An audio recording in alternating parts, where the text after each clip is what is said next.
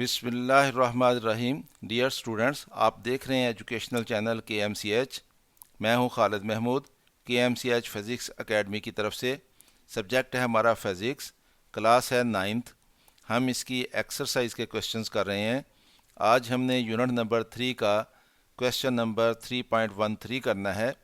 Unit number 3 है dynamics और exercise का क्वेश्चन नंबर 3.13 है When a gun is fired, it recoils. Why? कि जब एक गन से फायर किया जाता है, ये रिकॉइल होती है। यानी रिकॉइल होने का मतलब ये होता है कि ये पीछे की तरफ झटका देती है, पीछे की तरफ हटती है। तो हमसे ये कहा गया है कि ऐसा क्यों होता है, रिकॉइल क्यों होती है गन जो है फायर करने से। तो देखते हैं इसका answer. In a system of gun and a bullet, तो गन और बुलेट जो है ये एक सिस्टम बनाएंगे। Both will be at rest before firing the gun. Gun को फायर करने से पहले गन भी एट रेस्ट है और उसके अंदर जो बुलेट है वो भी एट रेस्ट है। जब दोनों एट रेस्ट हैं तो इसका मतलब ये हुआ कि उस सिस्टम का टोटल मोमेंटम जो है वो ज़ीरो है। So the total momentum of the system will be zero. और जब हम फायर करेंगे फिर क्या होगा, as the gun is fired, जैसे ही हम बुलेट फायर करेंगे, bullet shoots out of the gun and acquires momentum, कि बुलेट जो है वो शूट आउट होती है गन में से और वो मोमेंटम गेन करती है। यानी उसका मोमेंटम बन जाता है, क्योंकि वो कुछ वेलोसिटी से मूव करती है तो उसकी वेलोसिटी भी होती है, उसका मास भी होता है। तो इसका मतलब ये है कि फिर उसका मोमेंटम भी होता है।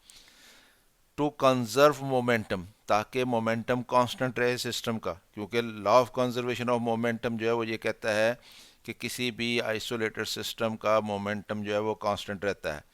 तो to conserve momentum of the system the gun recoils, system के मोमेंटम को कांस्टेंट रखने के लिए गन जो है वो रिकॉइल करती है, यानी पीछे की तरफ हटती है और उसको भी मोमेंटम मिलता है। तो बुलेट का मोमेंटम जो है वो अगर हम उसको पॉजिटिव रखें तो उसकी वेलोसिटी एक डायरेक्शन में होती है और गन की वेलोसिटी जो है पीछे हटने की वो उसके अपोजिट डायरेक्शन में होती है। तो इसलिए गन का मोमेंटम जो है वो नेगेटिव होगा, बुलेट का मोमेंटम अगर हम उसको पॉजिटिव रखेंगे तो दोनों को ऐड करेंगे तो वो इक्वल टू ज़ीरो हो जाएगा। तो इसलिए momentum, law of momentum, conservation of momentum जो है वो इसके ऊपर एप्लीकेबल होता है। तो मोमेंटम को कंजर्व करने के लिए गन जो है वो उतना ही मोमेंटम जो है उसको बैकवर्ड डायरेक्शन में मिलता है जितना कि बुलेट को फॉरवर्ड डायरेक्शन में मिलता है। तो इसलिए गन जो है वो रिकॉइल होती है।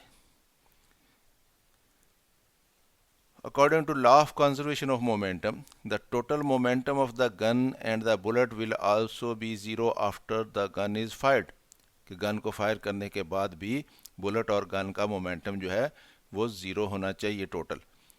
Law of conservation of momentum ये कहता है because the mass of the gun is greater than the bullet, gun का मास जो है वो बुलेट की निस्बत बहुत ज़्यादा होता है।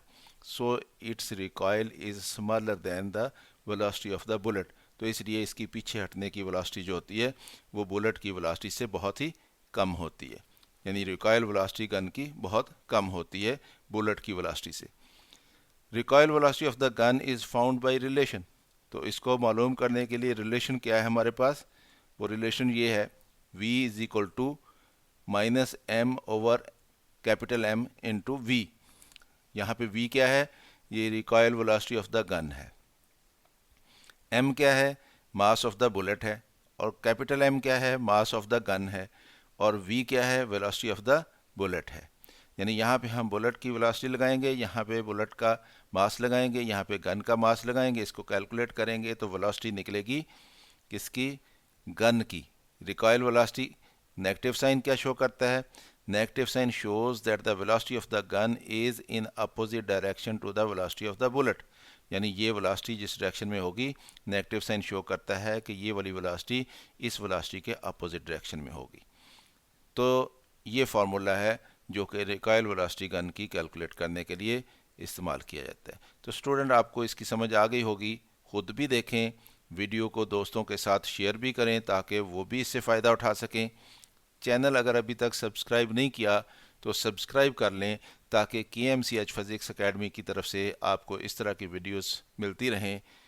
अगर वीडियो पसंद आए तो उसको लाइक भी कर लिया करें। मेरी तरफ से अल्लाह हाफिज़। शाद रहें, आबाद रहें।